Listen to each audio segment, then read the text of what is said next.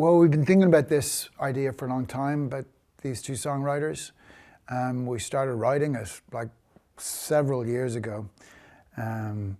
We nearly got it going, then John got busy with something, I got busy with something, then COVID happened.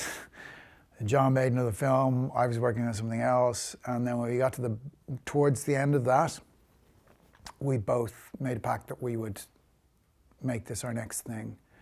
And John was like, I want to make this my next movie, and we just went hell for leather at it. And after that point, it actually came together surprisingly quickly, in, relatively speaking, in the film world.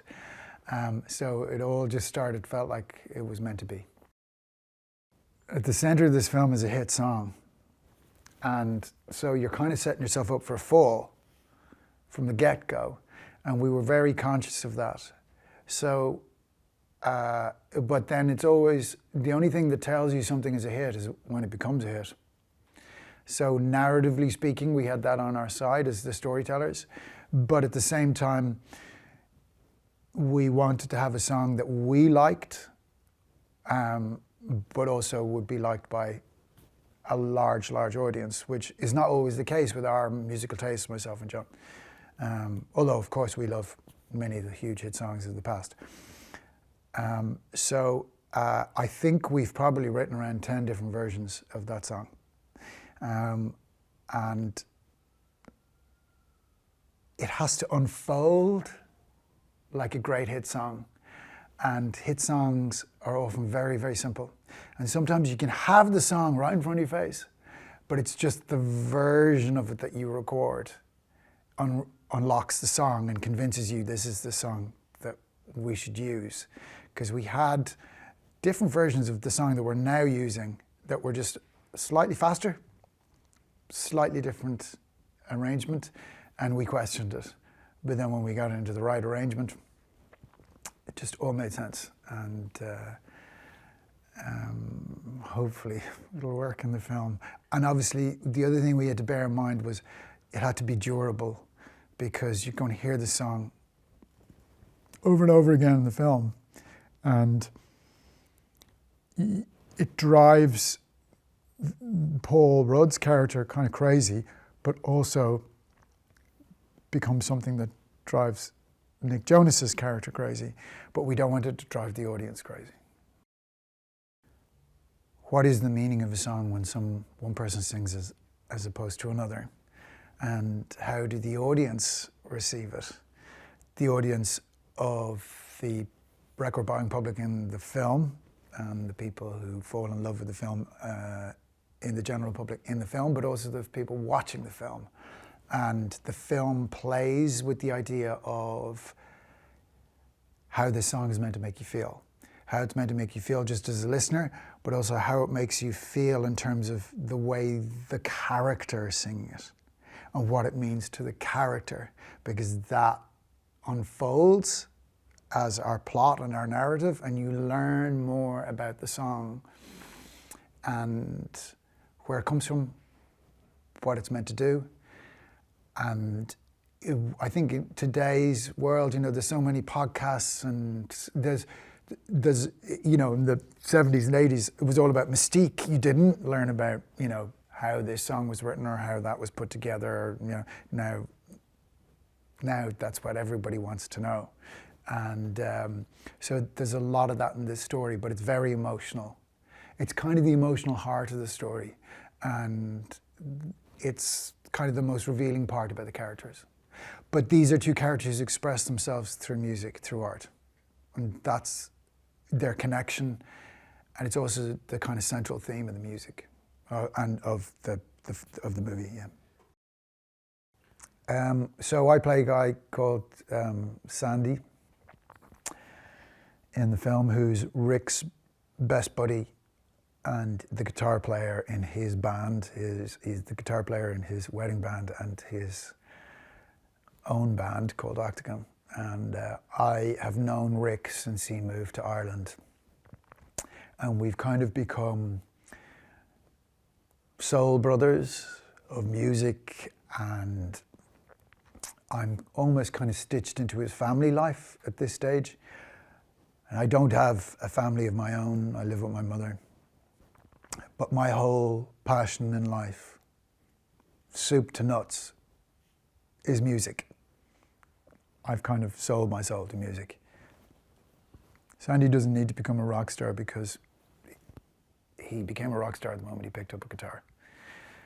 And he is the true, meaning of someone who is passionate.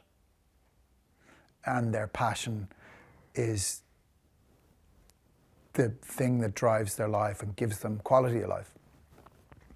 It's kind of extreme, but yet it's a beautiful source for anyone who has an artistic life around that person.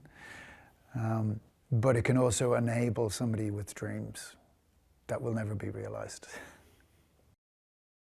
Well, some people say, the wedding band is the graveyard for good musicians, and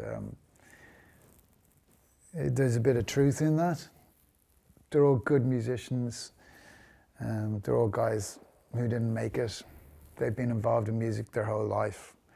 And at this stage of the game, it's all they've got. So they're a professional outfit, and while there's a good camaraderie between them, they're not mates. Only Sandy and Rick are genuinely mates. So there's this kind of strange slightly past it kind of feel to some of those guys. And they can put on a good show at a wedding, but really they know they're in Athlone tomorrow night, and they're in Claremorris, and then they're pumping out the same songs and hits, and maybe adding one every now and then that comes into the charts. And it's pretty soul destroying at times. And there's a travel, and logistically it's tough getting back to families, and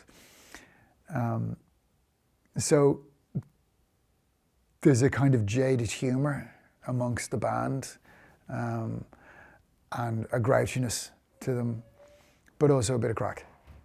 So they're very recognizable as a group of guys, and we were lucky enough to be able to cast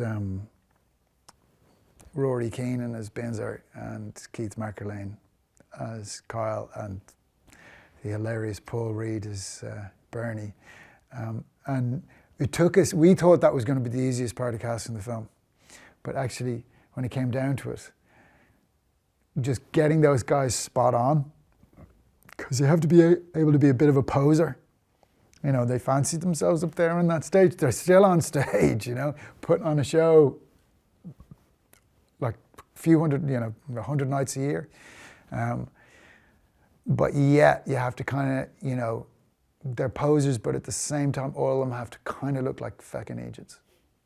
And that's a beautiful sweet spot that, only certain actors can give you right off the bat.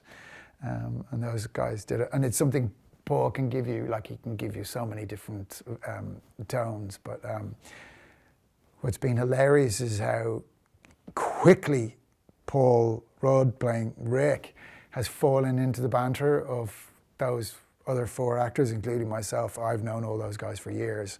And it was like, Paul's just one of us immediately. So we were like, we know this is going to work. We recorded all the music down in a live-in recording studio called Grouse Lodge. Gary Clark was down there with us. So you're eating food together, discussing the songs over and over. We started with all the songs that the band play, that I had to learn how to play. I mean, I play the guitar, obviously, but all those songs that the band in the film had to play, and How to Write a Song Without You, which is the hit song of the film. So we got to know the musicians. It was a good vibe down there. And on the day that we recorded the song, we were trying to find the right tempo, the right arrangement, kind of settled in, and we arrived at an arrangement that everyone was happy with.